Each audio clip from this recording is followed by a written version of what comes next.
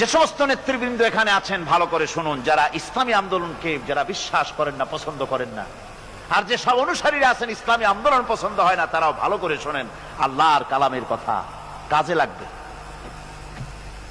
অনুসারীরা আল্লাহর দরবারে ফরিয়াদ করবে, রব্বুল আলামিন এরাই আমাদেরকে গোমরাহ করেছে, তোমার রাস্তা থেকে আমাদেরকে সরায় দিয়েছে।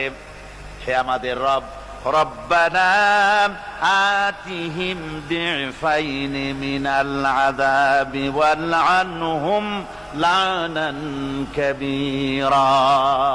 হে আল্লাহ, আমাদের যে শাস্তি হবে তার থেকে ডবল আযাব এই নেতাগুলিকে দাও, আর তোমার কঠিন লানত এদের উপরে করো। এরা আমাদেরকে গোমরাহ করেছে, তোমার রাস্তায় চলতে দেয় নাই। এরা মাঠে ময়দানে বক্তৃতা করেছে, আমরা মিটিং এর আয়োজন করেছি, আসরে রক্ত চলে যায়, মাগরিবে রক্ত চলে যায়, নেতা একবারের জন্য বলে নাই আজান দাও আমরা সবাই নামাজ পড়ি, বলে? জোরে বলেন, বলে? ও অনুসারী ভাইরা ভালো করে শোনো, ওই নেতা নামাজের জন্য বলে না, চরিত্র তৈরি করার জন্য বলে না, মা বাপের খেদমতের জন্য বলে না, বরং হাতে অস্ত্র তুলে দেয় শিক্ষকদের জনমের মতো শিখাইবার জন্য। সমস্ত কলেজ ইউনিভার্সিটিগুলি সব এখন মিনি ক্যান্টনমেন্ট। ইউনিভার্সিটি সহ প্রায় 180টার মতো শিক্ষাঙ্গন, শিক্ষা প্রতিষ্ঠান সন্ত্রাসের কারণে বন্ধ। একটা একটা করে একটু একটু খুলতেছে, সব সন্ত্রাসের কারণে।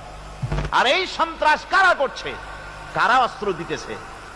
ছেলেরা, তোমরা বুঝতে পারো নাই, তোমাদের হাতে কলম শোভা পায়, তোমাদের হাতে বই শোভা পায়, তোমাদের হাতের কলম তুলে নিয়ে হাতে যারা স্ট্যান্ড গান তুলে দেয়, তারা তোমাদের বন্ধু নয়, নেতা নয়, বরং তারা তোমাদের জীবনের দুশ্মন। এগুলি কি ধরে গান? জীবনের দুশ্মন। ঢাকা বিশ্ববিদ্যালয়, অনেকে গর্ব করে বলেন এটা হলো প্রাচ্যের অক্সফোর্ড। হতে পারে, ছিল একসময়। এখন সেই প্রাচ্যের অক্সফোর্ড এখন হয়েছে ছোট্ট একটি ক্যান্টনমেন্ট।